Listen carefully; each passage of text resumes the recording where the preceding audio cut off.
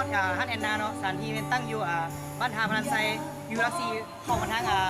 ธนาคารแม่กลองเราจะเลี้ยวซ้ายเข้ามาเลยเลี้ยวซ้ายเข้ามาตามทางเลยจังหวัดสถานที่นี้เลยประมาณ200 เมตรเนาะสถานที่แนะนำจากห้างเนาะเป็นสถานที่แขกสร้างหลายกมูเนาะทุกท่านมักที่สุดเป็นปิ้งเป็ดทาประแดกแมนแซ่บที่สุ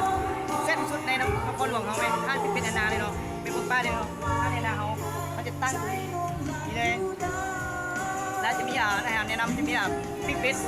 เลือดแปลงเนาะเลือดแปลงจะแซ่บแล้วก็มีลาบเป็ดลาบเป็ดเขามีเนาะจ้าลาบเป็ดเลือดแปลงมีตาเลือดถ้ามันสุดเมนเป็ดอันดับหนึ่งเป็นปิ้งเป็ดเลยยกให้เลยปิ้งเป็ดแอนนา นี่ทุกคนเขามาซิมาซีมาหาทำกันเราจะมา